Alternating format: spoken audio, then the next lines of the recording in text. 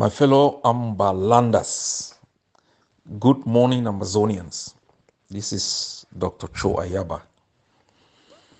I just thought it was important for me to speak to you people this morning because I have been following your worries and your concerns, and time and again, I think it's appropriate for me to come forward and provide some clarifications and some answers. I may not have answers to all of your questions. I may not have a remedy to all of your worries, but I think it's important for you people to know that some of these concerns, I'm aware, some of the worries, I'm aware. Let me start with the question of Bakassi and some of the statements that have been made out there by some Biafran groups. Bakassi is an undisputed Ambazonian territory. It is not subject to any dispute. There are treaties and laws that attest to that. The ICJ judgment between La République du Cameroon and Nigeria has clarified that. That does not eliminate contestations and grievances and grief from the other parties, whether be they Biafrans or Nigerians.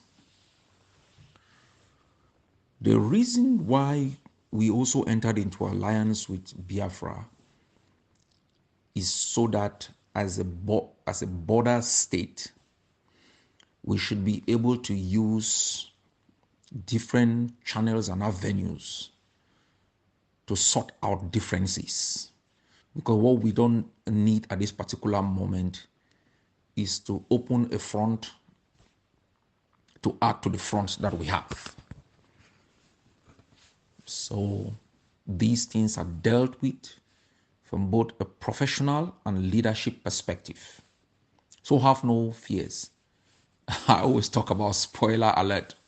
When we entered into these understanding with Biafrans, the natural spoilers were screaming at the top of their voices.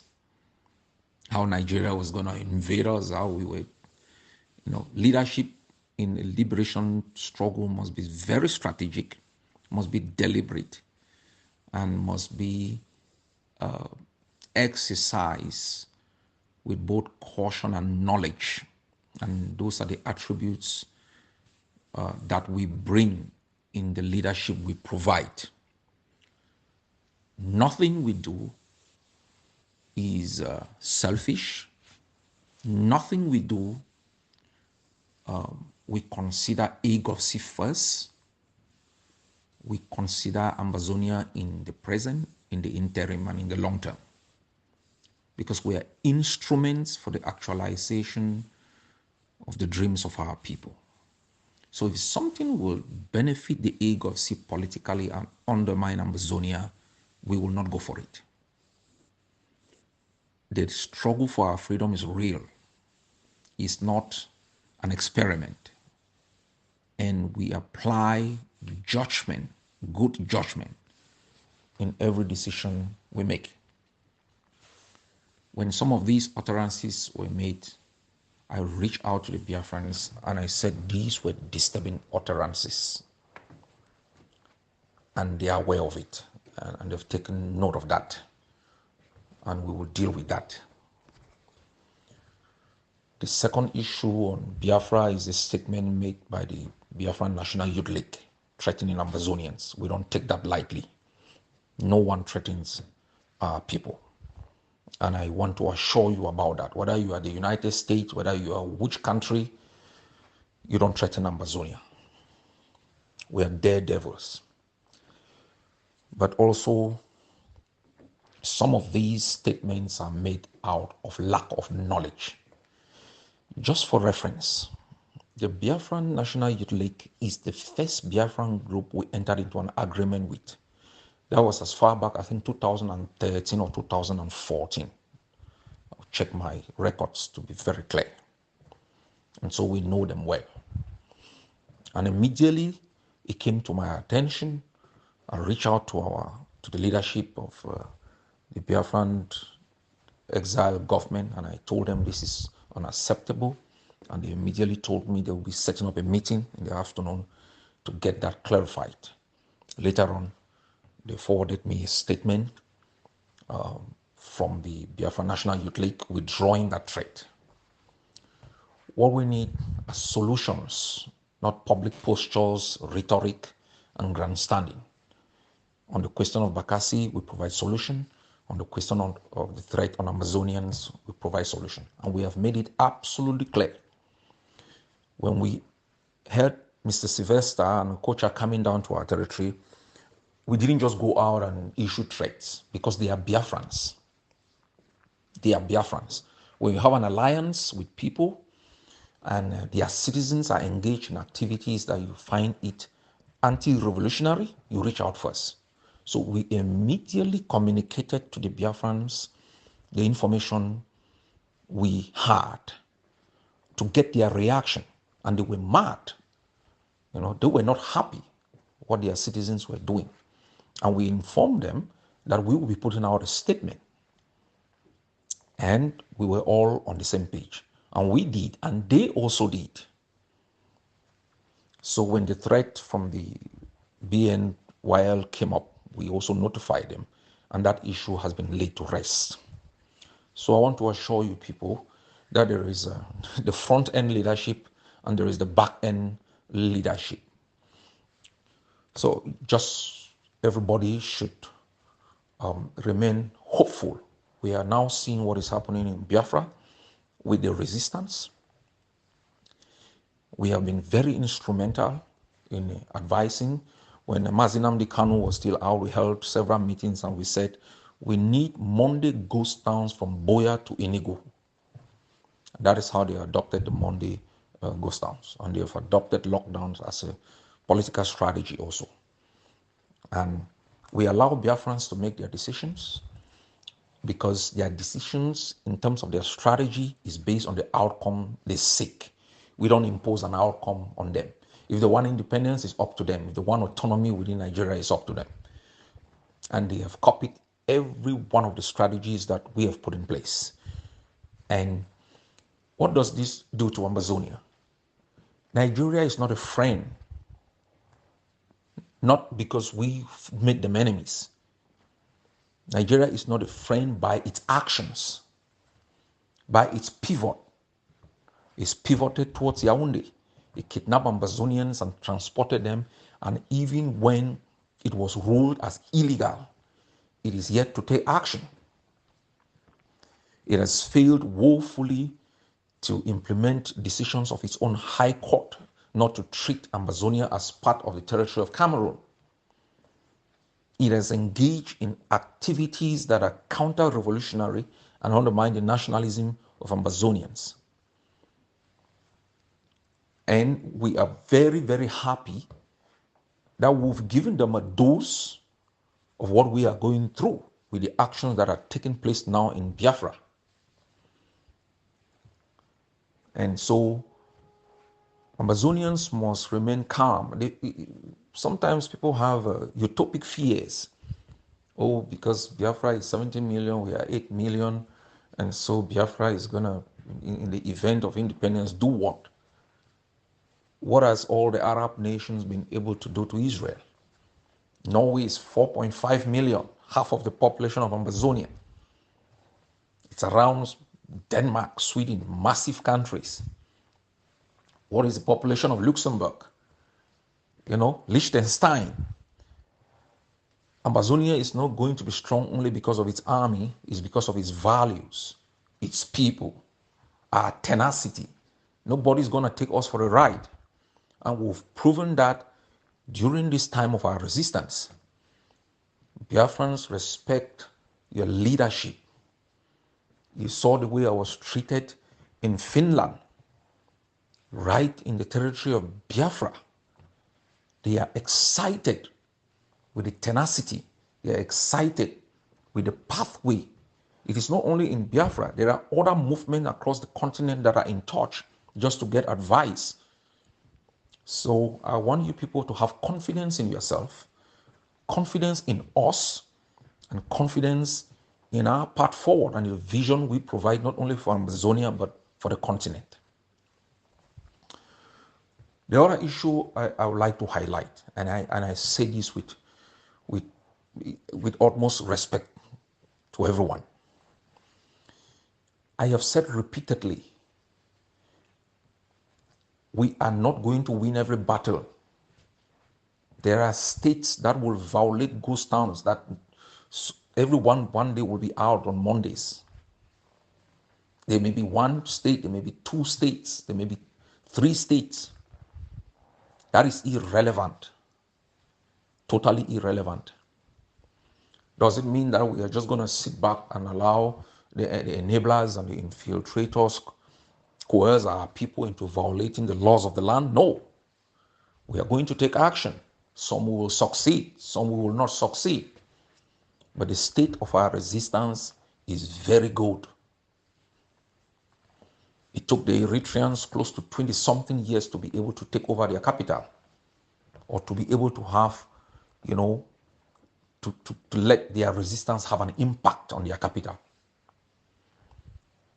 It took General Ivo a few months to be able to enter Boya, to sweep down right up to Munya.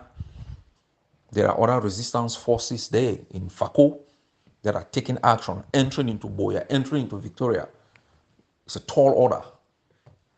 And so we should be proud of ourselves. We saw what our resistance forces in Mezam have been doing.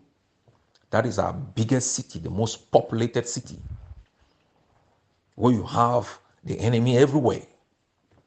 We defy the odds. We go in, we strike them, we move out as a test run to what is coming. Bui is under full control. Today there will be a big announcement from the defense chair on Donga, and you will be proud. You saw General Kapo, they took out bases there. You see what the forces in Boyo are doing. We are working closely with them, having conversations.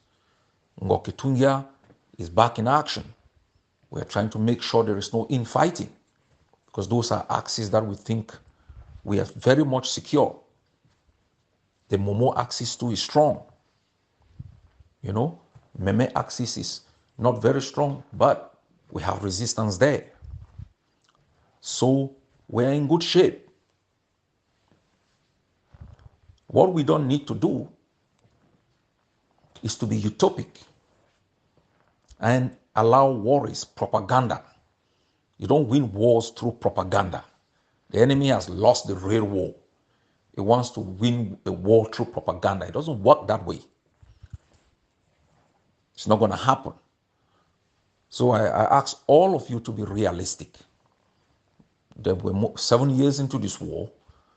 We've made rapid progress. But at each stage, we have to make an assessment on how we have to move forward. We need a lot of resources to be able to sweep these guys completely out of a couple of states and move forward to the next.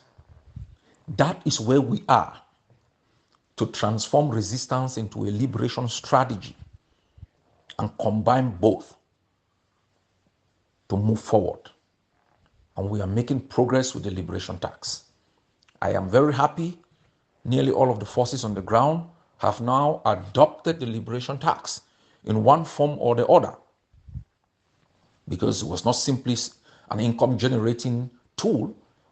It was also a mechanism through which we can hold forces accountable for the funds that are mobilized from the ground. It was an instrument to be used to make sure that we can eliminate harassment and burials, extortion at checkpoints, and that there is a system of accountability that begins to normalize in the psyche and management ability of our forces. You may not be able to measure the impact today, but in 10 years' time, just the processes of drafting, First reading, second reading, adopting, and then collecting, transferring, accounting. It creates a normative framework in the minds of everyone and sets a precedence on how we should work. So, my fellow Ambazonians, your struggle is in a good place.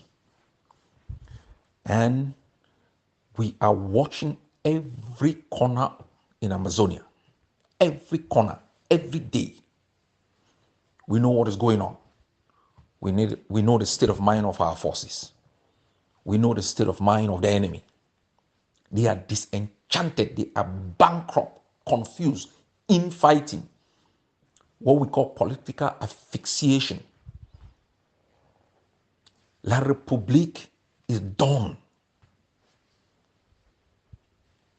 La République is done. We have to be prepared. We have to be excited. We should never allow our worries at this moment to overwhelm us. We've run our race for 60-something years with compromise, tolerance, with hope.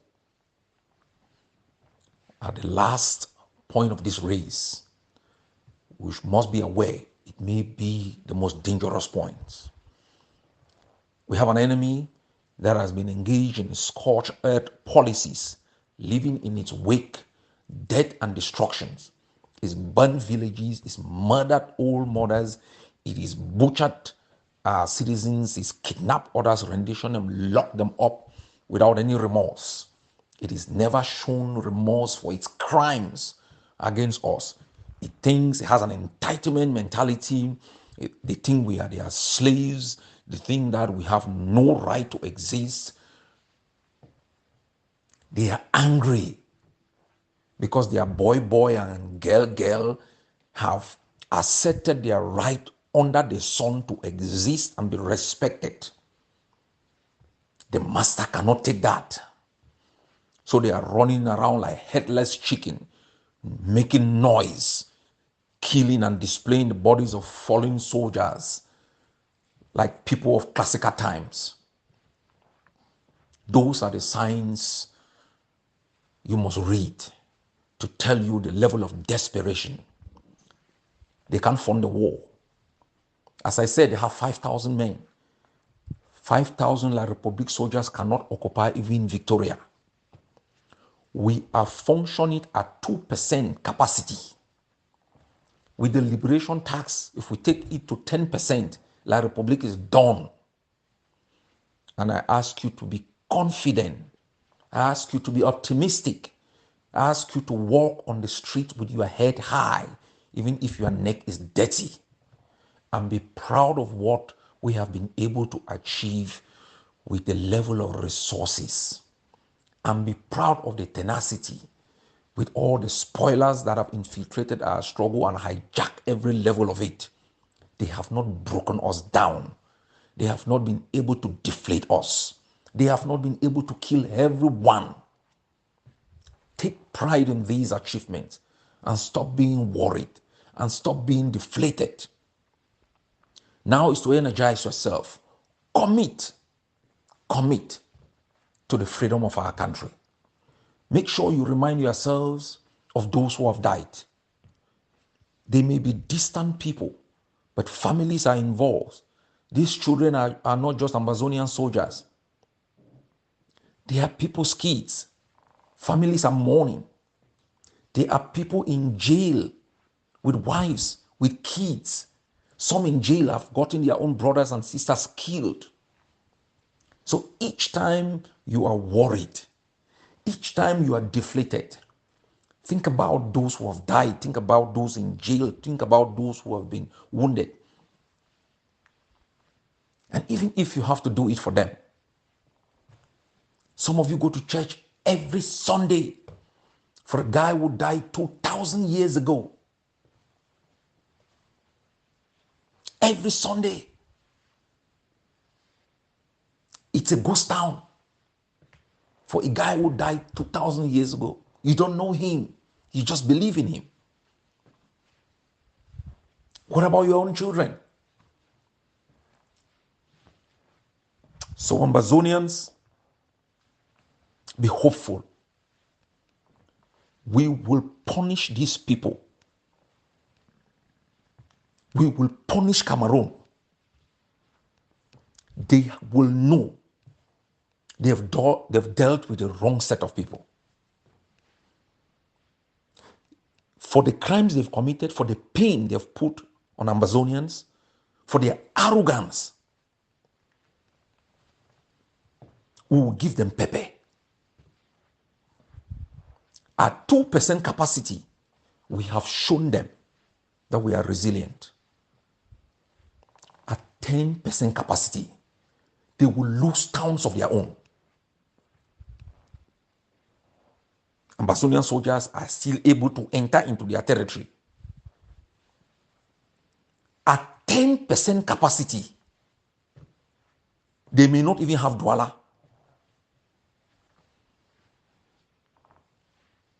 So have positive anger, not towards our forces who hurt you, not towards the Ambazonians you don't like. But I want you to think seriously. The potholes on the roads did not happen in the last 7 years. Power Cam was not destroyed in the last 7 years. The Cameroon Bank was not looted in the last 7 years. All the industries eliminated did not happen in the last 7 years. The state of our hospitals, the schools, our legal system, the complete takeover of the administration of Ambazonia was a systematic policy planned from 1961 to totally not only dehumanize Ambazonians, but to eliminate your sense of being.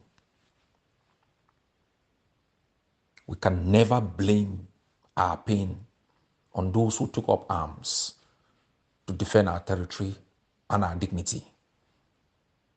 It will be very shameful to think the suffering that we are going through is because we are now up in arms fighting. No, it's because of the occupation. It's because of the terror of the regime. It's because of the looting. It's because of the corruption imposed in our land. It's because of the hijack of our industries and being populated with their own citizens. It is because they pay their taxes in their own municipalities.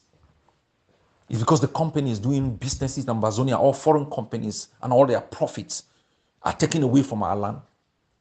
No schools built, no recreational centers built for our children to play in.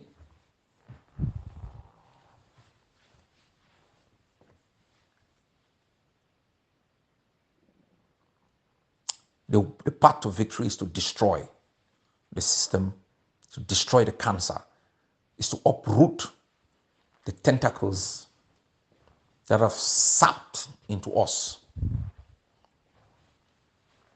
And it is to strengthen our own forces, to be better, to stand for us and to defend us.